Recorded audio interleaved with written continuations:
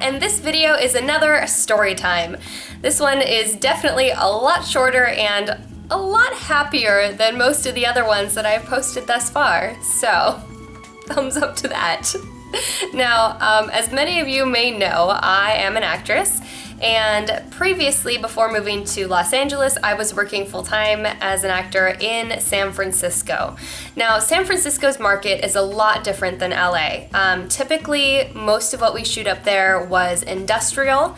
So industrial means it's sort of like internal videos or pitch videos that people are recording to try and get funding for a product, that kind of stuff, training videos. So those are all industrial. We shoot a lot of industrial, a lot of commercial, a lot of web content, and then we get the occasional TV show or feature film that rolled through. And usually the feature films were cast in LA, and if they had the budget to be filming in San Francisco, a lot of the times they had A-listers.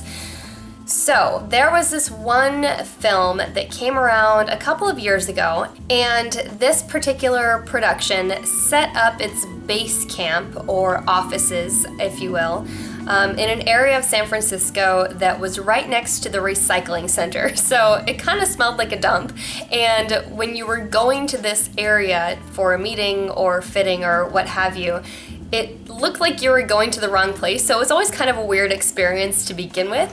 And they did our fittings like 2 weeks before the actual shoot, which is kind of strange because there aren't really the big costume areas that they tend to have on the huge studio lots that you have in LA. So they sort of jerry-rigged this costume shop inside of their production office. And the production office, like, it kind of looked like it might have been some kind of a weird military base before. It was all concrete and ugly and bad lighting and just very strange. So, a whole bunch of us had the exact same appointment time to do our costume fittings. So we had our chairs lined up in this long hallway, and we were all just sitting there waiting for our turn.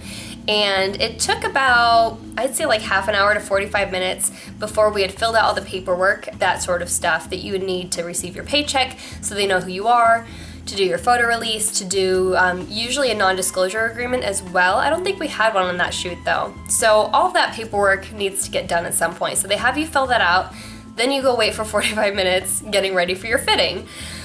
So it was finally my turn to go into my fitting, and they had 3 fitting rooms set up in this costume shop. And I heard like murmuring coming from some of the background actors that one of the leads was in the building, and like, I don't really care. I mean, actors are people and whatever. So I finally went into my fitting, and this is really bad, but I wasn't wearing my regular nude underwear that day. I don't remember what happened. I think I had like forgotten to change into it or something, but I was wearing these blue brief panties that said oui across the butt, like O-U-I, like yes in French.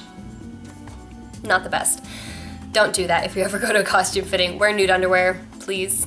It's much better for everyone involved. So the costume lady grabbed me and took me into one of the costume rooms, and we looked through a whole bunch of racks, and she gave me 3 dresses to try on.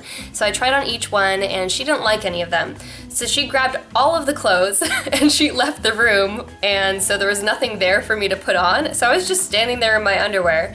And all of a sudden the door opens, and I turn around because I think it's just the costume lady. And I mean, it's not a big deal. They see you in your underwear all the time, especially if you have a theater background. You're used to just changing in front of people, and it's not a big deal. But I turn around, and it's the star of the film, and he walks in, and I turn around, and he looks at me and goes, oh, and like mutters something, slams the door, and leaves.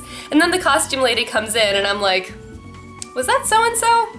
Yeah, he just saw all of me in my yes underwear. So awkward. So she apologizes because I guess another costume lady had given him a suit that had just been tailored, and he walked straight into the costume room that I was in instead of the open one. So then I finish up my fitting, and I put my clothes back on, and I walk out into the hallway to leave. And one of the background actors I had been sitting next to waiting pulls me aside, and he's like, did you see so-and-so? He's in the building. And I'm like, yeah. And he saw all of me. So awkward. So then a couple weeks later, we get to the actual shoot, and it was an overnight, which just kind of sucks because it's so hard for you to force yourself to try and like sleep all day or go to bed early and then wake up in time for your call so you get some semblance of rest. So everyone is always a little bit loopy on night shoots. It's just unavoidable. And a lot of times with film or television, the director will bring the actors in, they run through the scene, they rehearse the scene, then they bring in their stand-ins, and then the stand-ins will stand there while they set up the cameras. And then they'll do a rehearsal with the stand-ins, and then they'll do a rehearsal with the background actors, and then they bring in the actual actors, replace the stand-ins with them, and then we do a couple of takes. For some reason, there wasn't a stand-in for this scene, which seemed very odd. And the scene was in a back hallway in this big theater. It was supposed to be before this big event that happened in real life. And the main character is like doing a headstand. And so they set up the whole shot, and then they brought in the background actors, and we ran the scene, but without any stand-ins. So then they bring in the main actor, and we go to do the scene, but the second AD had told me to walk in a specific place, and you just do what you're told. Even if it seems like it's not really gonna work, you just do what you're told, and if the direction you were given ends up being weird, that's on them. They'll change it, they'll tell you to change it, but unless you're like avoiding a fire or a situation in which someone will die, you pretty much just do what you're told. So we go to run the scene, and the lead actor comes in, goes to do a headstand, which none of us knew he was gonna be doing, comes this close to kicking me in the face, then falls over, and I have to dodge him falling on me. Awkward. Then, it was like 3 in the morning, and I was outside at the Crafty truck getting some tea, and I was standing there filling my cup with hot water, and I hear this guy with a British accent come up behind me, and he asks for a bag of mint tea. And I pick it up, and it says mint melange. And I said, mint melange. Sounds like a sex act. And I turn to hand it to him, and it's a famous director. And I'm like, I'm gonna be fired. I'm inappropriate, and I'm unprofessional, and I'm gonna be fired. Don't do what I do. It's not good. It's not okay. I don't care if it's 3 a.m. So I just looked at him, and he looked at me with one eyebrow raised, and I just stepped aside. Then, later in the night, I'm sitting there with a background actor, and this person sitting next to us, I assume they're a background actor, and we're bitching about how shitty the union is, and how awful the shoots have been lately, and that the union doesn't do anything for us, and the union sucks, and there's no point joining the union in San Francisco.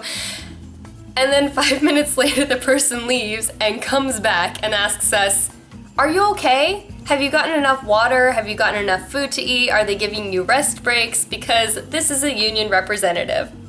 There had been another feature that came through town about a month prior that I also worked on that was freaking horrible. And there had been so many union rule violations on that shoot and just like inhumane treatment of background actors that they had 3 representatives on this overnight shoot just checking that they were feeding us and, you know, addressing our basic human needs. Yeah, so that whole feature was just kind of like a marathon of me being awkward. And that's it for that story time. Hope you enjoyed this one. A little bit shorter than the other ones, a little bit happier. Just a glimpse of what it's like to be a working actor, doing background. Thanks for watching, bye!